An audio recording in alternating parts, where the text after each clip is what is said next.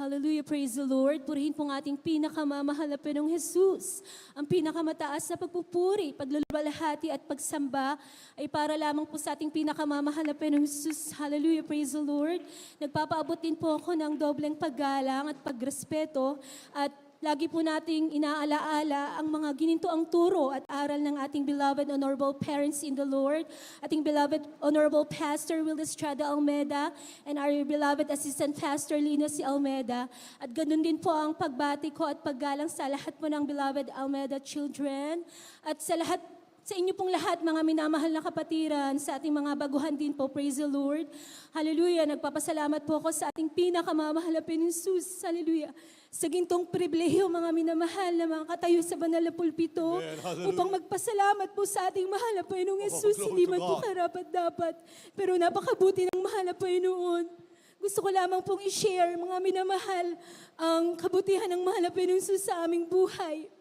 Kung hindi po namin nakilala ang mahal na Panginoong Jesus sa banal na gawain na ito, 10 ng aking mga mahal sa buhay, masasabi ko po na kami po ay wala or nasa makasanlibutang gawa. Pero salamat po dahil may totoong banal na gawain na nakilala namin dito po sa panahon na ito through our beloved pastor and beloved assistant pastor. Mga minamahal, nais ko pong pasalamatan ang mahal na Panginoon.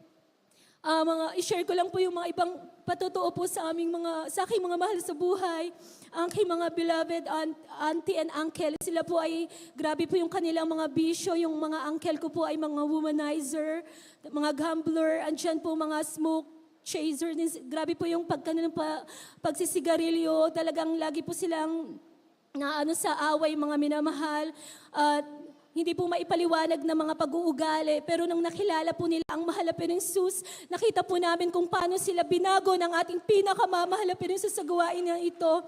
Nakita ko po mga minamahal yung pag-ibig nila sa mahal na Panginoon pag nagpupuri, andyan po yung joy nila. Yung mga auntie ko rin po, siguro kung hindi nila nakilala ang mahal na Panginoon, wala na rin po mga minamahal. Yung isa ko pong tita na siya po mula ng kanyang pagkabata ay may rheumatic heart disease, mga minamahal.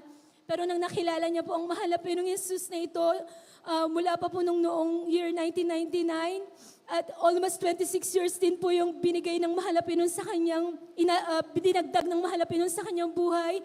Nakita ko po yung kagalingan niya, mga minamahal, na hirap yan siya dati.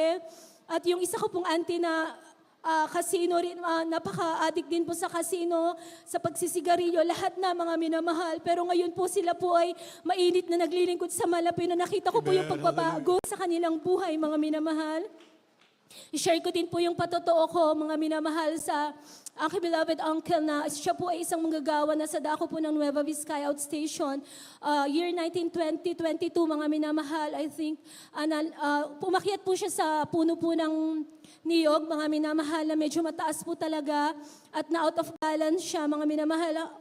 Nalaglag po siya at tumama po yung kanyang likod at dinala po siya sa hospital. Ang findings po ng mga doktor, mga minamahal, ay nadurog po yung kanyang ribs at may bleeding po, may internal bleeding. Pero mga minamahal, dahil nga po, hindi naman po dahil sa hindi siya wala siyang tiwala sa mga doktor, pero andyan po kasi yung faith niya sa mahal na Panginoon. So he decided po, mga minamahal, na umuwi na lang po sa pastoral house, sa kanilang tahanan. At mga minamahal, nalaman po namin yung balita from Nueva Vizcaya, tas all the way from Cavite. Talagang nalungkot po kami, mga minamahal. Andiyan po yung pagsusumamo namin sa mahal na Panginoon. Humingi po kami ng backup prayers sa ating mga beloved workers, beloved preachers po. Hallelujah, na siya po ay kahabagan ng mahal na Panginoon. After 2 days lang, mga minamahal, nag-send po ng picture yung kanyang mahal na anak na nakaupo na po yung uncle ko at may hawak na po siyang gitara. Grabe po yung himala ng mahal na Panginoon sa aming pamilya, mga minamahal, dahil kung nadurog kanyang ribs as nakaupo na po siya that time, kung hindi po ito gawa ng mahal na Panginoon, talagang hindi po talaga masasabi na makakaupo siya ng ganun. Pero dahil sa prayer po ng mahal na pastor, ng mga time na yon, pinagaling po siya ng ating pinakamamahal na Panginoong Jesus. At i-share ko din po yung patotoo sa akin, mga minamahal, year 2011. That time po yung aking mahal na panganay, siya po ay wala pang 1 taong gulang. That time, nagkaroon po kami ng parang outing po ng kapwa ko mga awit at mga beloved workers po. Sa dako po ng Cavite, nagkaroon po ng outing and then hindi ko po inaasahan mga minamahal na sa dagat po. Ako po ay nastang po ako ng isang poisonous na jellyfish mga minamahal. At yung kamay ko mga minamahal, talagang bakat po dyan yung talagang galamay ng jellyfish. Tas hindi ko na po maipaliwanag yung nararamdaman ko mga minamahal na sumikip na po yung aking dibdib, hindi ako makahinga. Pumunta na po ako sa gilid, mga minamahal, nagsusumamo sa mahal na Panginoon. Tapos nagpipray po ako, mahal na Panginoon, sobrang bata pa po nung baby ko. Kung kukuhanin mo ako, parang kakaawa naman po yung mahal kong anak. At that time po mga minamahal, andyan po na nagkakagulo na po lahat natin mga beloved co-choir ko po, mga beloved workers. Nagsama-sama po sila, sila po ay nagkaisa na nalangin po. Nilihans po nila ako sa pangalan ni Jesus. Hallelujah, demonyong lason na sa aking katawan. Cast out in Jesus' name. Andyan nga po na pinagaling po ako ng ating pinakamamahal na Jesus that time. To the first prayer for beloved pastor. Hallelujah. For the prayer of a righteous man availeth much. Dahil po ang panalangin nating beloved Honorable Pastor ay nakakaabot po sa trono ng mahal na Panginoon. That's why andyan po yung himala ng mahal na Panginoon. That time po na nag-vomit po ako, After po ng mga minamahal, I thought talaga na mawawala na po ako. Pero andyan po yung himala ng mahal na Panginoon Jesus. Hallelujah. At andyan din po yung mga pagpapala ng mahal na Panginoon. Mga panahon po na parang hindi mo na alam kung saan manggagaling yung kailangan mo. Share ko lang po ito para hindi ko po binababa yung sarili ko. That time po mga minamahal, naalala ko, inihatid ko po yung anak ko sa school. Tapos po, Wednesday pa lang po noon, so may 2 araw pa po napasok sa school. Yung pauwi ko, mga minamahal, umiiyak po ako, nakikipag-usap ako sa mahal na Panginoon habang naglalakad pa uwi. Sabi ko, mahal na Panginoon, may 2 araw pa pero wala na po kaming hawak na budget.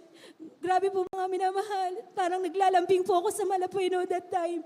Tapos po pag-uwi ko po sa aming tahanan, sa pastoral house po, nagulat na lang po ako dahil may ginamit po ang mahal na Panginoon, nag-abot po ng pagpapala. Kaya totoo po talaga ang mahal na Panginoon, napaka-faithful niya. He's a great provider, mga minamahal. At yung pong mga pagpapala na hindi, nagugulat ka na lang kasi po nakaka-surprise po talaga yung mga blessing ng mahal na Panginoon. Nagpapasalamat po ako sa lahat ng pagpapala ng mahal na Panginoon, sus, mga pag-iingat niya po sa akin, sa aking mga mahal sa buhay. Patuloy po ako kinakahabagan na magamit po sa ubasan ng mahal na Panginoon. Purihin ka, mahal na Panginoon, sus. Hanggang dito na lamang po. Ang lahat ng kapurihan na pasasalamat ay tanging sa ating pinakamamahal na Panginoong Jesus po.